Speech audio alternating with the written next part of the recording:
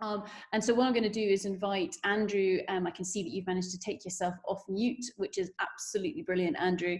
We're going to welcome to the spotlight position Mr. Andrew Thake. Andrew is the man behind many of the world's largest and most influential conferences with regards to raw materials. And we are very proud to say that this is the first time, I think, Andrew, that you've actually been invited to speak as a speaker. Yes. True.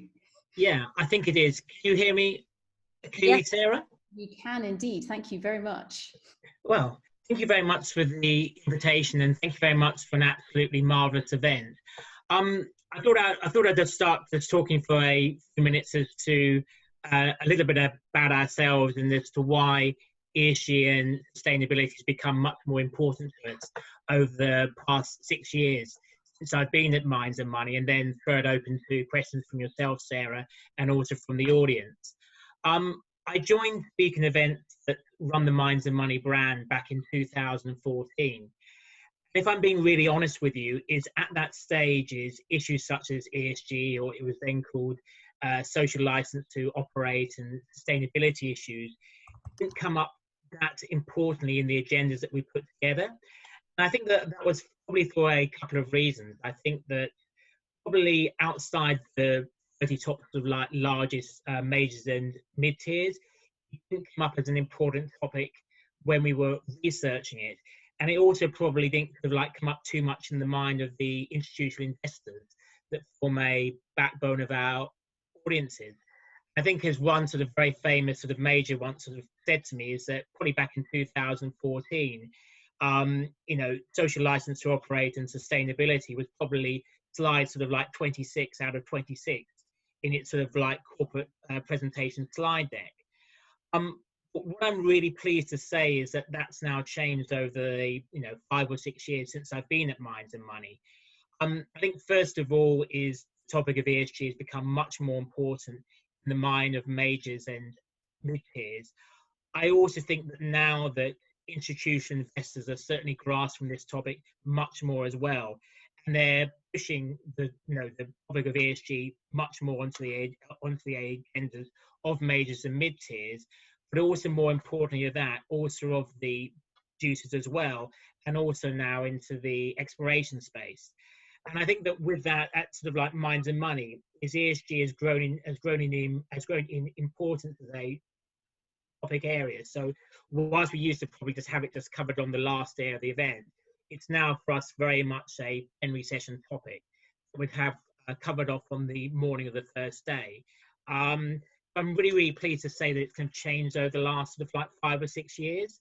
And I think that what I'm now sort of seeing now is, as well as it being an important issue amongst institutional investors and amongst producing miners, I'm now starting to see junior exploration companies also starting to understand ESG and why it's important as well, and why it shouldn't just be seen as a cost, it should be seen as a value add. And then I think the last thing I'll say before I throw it open to questions, I now hope that what we'll increasingly see as well, we'll increasingly see that retail investors will also realize its importance as well. So I guess then, just to summarize what you've just said there then, Andrew, so we've seen a big shift over the last few years where the environment, social governance world, so we can call it ESG, we can call it sustainability, once upon a time it was corporate social responsibility, whatever terminology we want to put on it. And I see Ludovine kind of nodding her head saying, yes, Sarah, you could carry on with the terminology. I guess this has changed quite a lot over recent years, and expanding not just in those major companies, but also all the way out to the mid-tier and the explorers who operate in this mining space. Now, with that, Andrew, do you have a flavour of what it is that they're actually talking about? I mean, are they all talking about the same thing, or have you seen themes come and go with regards to what people are actually discussing at these conferences?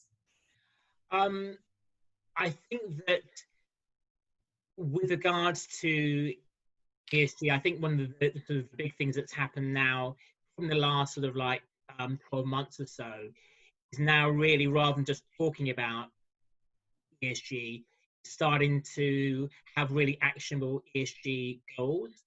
And I think that the investors don't just want to see ESG as being a tick box exercise that the mining companies do.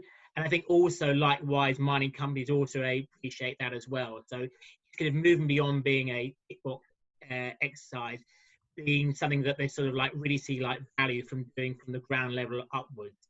So I'd say that's been probably like the major change that I've seen over the last 12 months. Along with the other thing that I mentioned earlier on as well, is that you're now starting to see exploration companies starting to appreciate the value of ESG. And I think I've made this remark, offline to you, is that sometimes when I used to talk to exploration companies about what is ESG, the most common answer was to ask me what ESG stood for, let alone having like a view on it. I think that they now are sort of beginning to appreciate that sort of like value of ESG, which is why I think that work such as the Tara's valuation resources work is really interesting. I think it's sort of like sort of a really interesting way forward for the industry. So thank you very much for that, Andrew. I'm just going to actually bring in John Thompson now. So John, do you want to come off mute, seeing as you have the power to do so? And because John was asking a question with regards to the representatives of different stakeholders who are at these events. John, do you want to pose your question direct to Andrew? Sure, Andrew, that's a great summary, thanks. And I've watched your conferences and seen that shift over the years. Do you see, are you already incorporating different perspectives in the conferences, so the non-industry, non-technical perspectives, non-financial perspectives of communities, community representatives, and social scientists?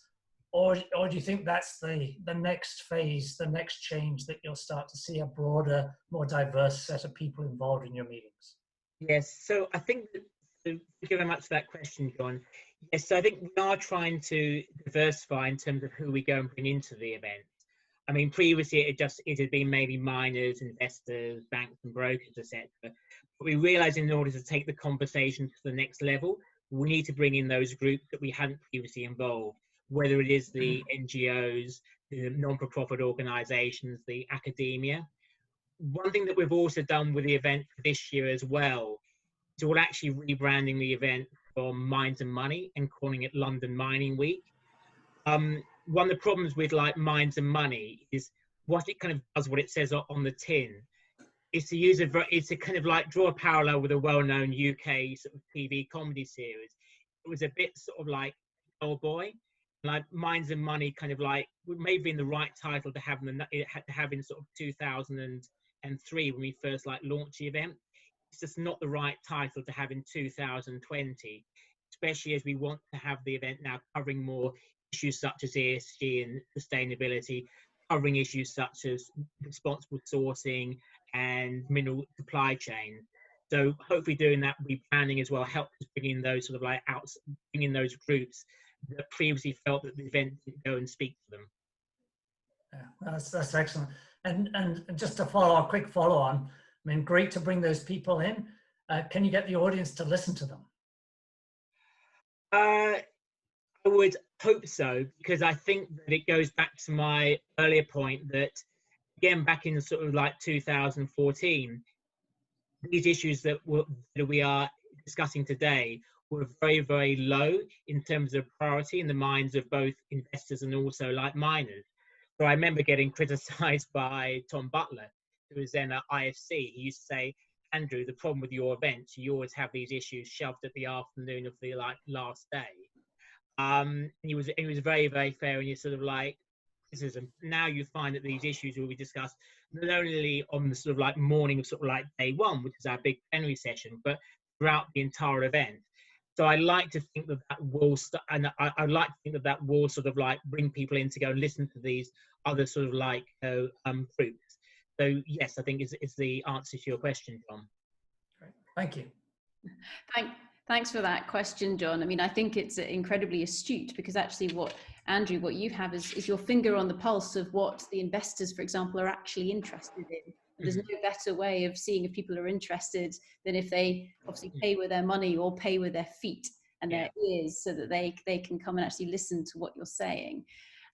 So with that as well, I mean, in terms of this, communication space and people sharing ideas. So at the event that was held towards the end of 2019, so both Pierre and Ludovine, for example, hosted round tables within the conference itself.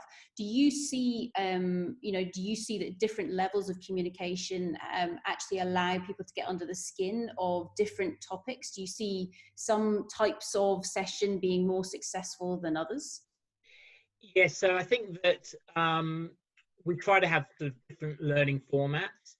So, great thing about the big plenary sessions is they obviously bring everyone into the room, and I think that's where you spoke, Sarah, where we also had Adam Matthews of the Church of England Pension Fund keynoting as well. I think it's also important to have these breakout sessions, whether they are these sort of Chatham House round tables, where often you can go and get these topic areas and have a more of a deep down discussion. So I really like to have sort of like a mixture of the two. It's kind of great to have those like plenary sessions with the likes of Sakala, with the likes of the Church of England Pension Fund. I also think there's a real value add in having these round tables where you can just have like a concentrated group of say 10 to 15 people discussing a really specific issue that they may want to have an hour or a 90-minute talk about, which you probably can't go and cover off in a plenary sort of session, or you can only cover off a plenary session in kind of very, very light sort of detail. So we're certainly looking to do more of that at London Mining Week this year. I think probably the last thing to add to what I've just said is, obviously with London Mining Week at the moment, it's the 1st to 3rd of December, and we are very hopeful that the majority of the event will be physical. But we are very mindful that a number of our attendees will only be able to attend online in the same way that the attendees here today are only attending online as well. So we also need to have online format for them to go and engage as well. Great, thank you very much, Andrew.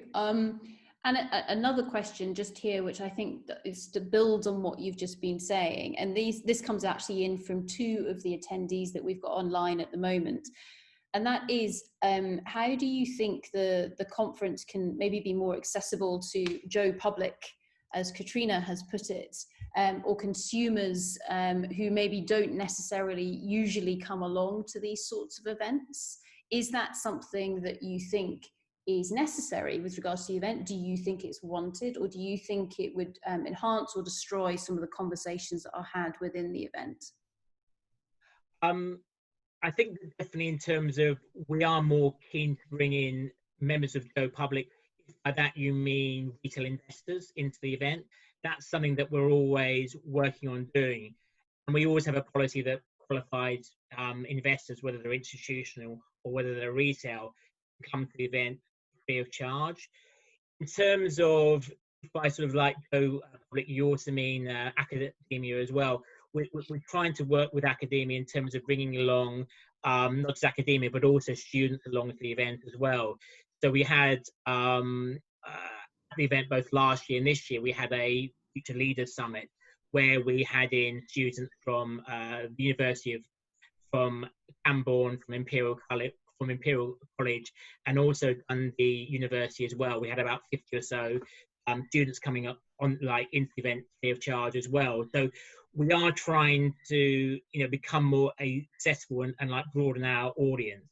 So I think kind of can do both, because especially if you have sort of meeting rooms and different chat rooms and different round tables, you can still have sort of plenary sessions where everyone congregates, whoever you are, but also have these separate sessions where people can kind of network and have more tailored learning sessions. Yeah, no, I completely agree with that, because I think you need those different levels of discussion, etc., so that people can truly engage and get what they need out of the event itself. So final questions, if I may. And obviously with regards to London Mining Week, okay, the recent rebrand to take it away from the Mines and Money into London Mining Week.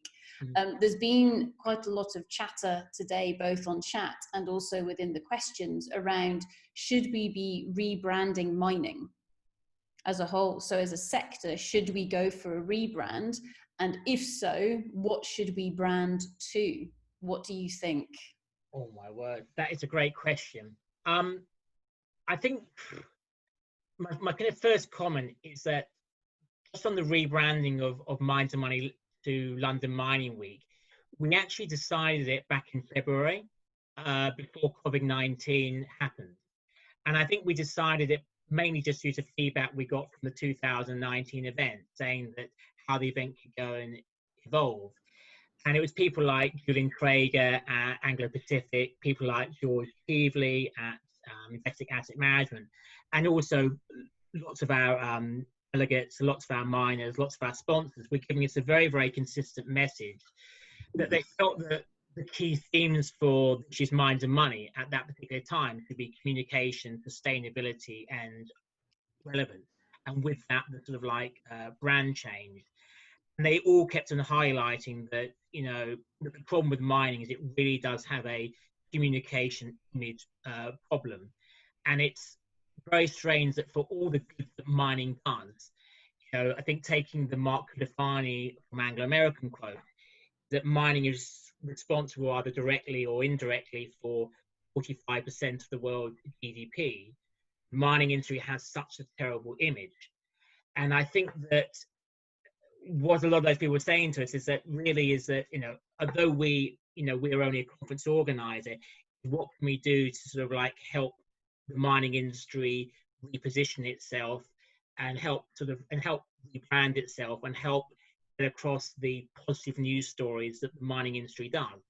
Now, rebranding ourselves from Mines and Money to London Mining Week may be like a small step in the right direction, and we're only like a small part of the solution.